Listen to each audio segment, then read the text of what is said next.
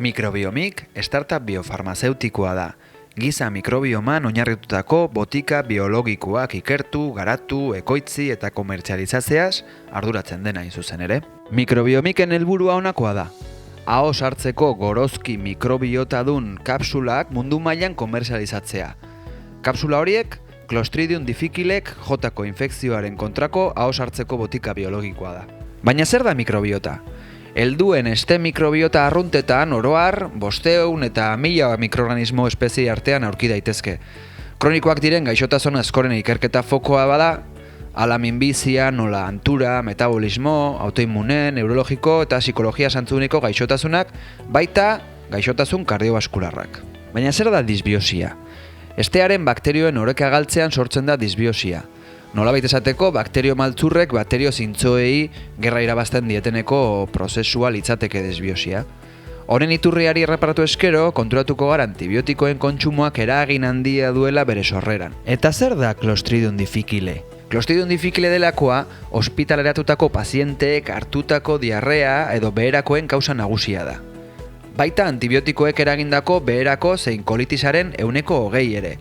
Estatu Batuetan adibidez, urtean ICD gertari kopurua 500.000 llegatu da, eta hori esek direla eta 30.000 pertsonak galdu dute bizia.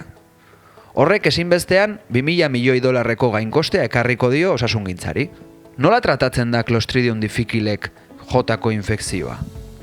Pazienteen 75%ek bankomizina izeneko antibiotiko estandarrari eusten diote, baina gainontzeko 25%etan errepikagarritasunak ageri dira, non heriotzera eraman dezake bezeroa. Paziente horietan, TMF delakoak 80% baino altuagoko ratioak erakutsi dituzte. Albo kalte aipagarririk gabekoak.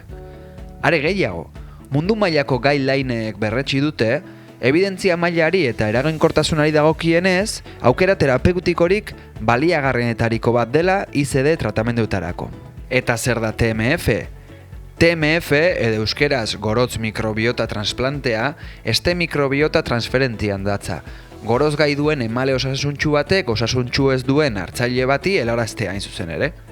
Hala, mikrobiota orekatzen da disbiosia kenduz. Normalean, kolonoskopia zein zuntz sudur duodenalaren bitartez, Espainiako zenbait ospitaletan gauzatzen bada ere, Microbiomik know-how prozesutik hasitako optimizazioan dihardu Gregorio Marañon ospitalearekin batera, metodoin baditzaileen prozedurako arriskua desagerrarazteko asmoarekin. Izan ere, gauzatzen den tratamenduak gehiago begiratzen dio osasunetxean ahoz hartzeko botika bati, edo besanda liofilizatutako goroz mikrobiotadun 4 kapsola irentziz. Nola hautatzen ditu mikrobiomikek goroz emaleak? Mikrobiomikek emale guztiei azterketa sakonak egiten dizkie, bai odol zein goroz analisiak eginez. Baita mundu mailako guideline nagusien gomendiorik zorrotzenak erabili ere, emaletasunak bigarren screening bat egin ostean liberatuz. Mikrobiomikek GMP aitzindari eta bakarra den instalazioa du, non mikrobiotatik deribatutako botika biologikoak fabrikatzen dituen. Da nola egiten du bada prozesu hori? Teknologia prozedura berritzaile baten bitartez, alegia goroskin lagin hasierakoa, ahoz irentzteko gorozki mikrobiotadun kapsulak bilakatu. 2020 urtean, 2 saio kliniko burutuko ditu mikrobiomikek.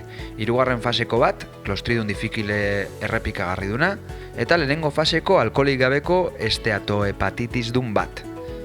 2021 urterako berriz, minbizian zein antibiotikoei erresistentzia anitza frogatzeko saio klinikoak jarriko dira martxan.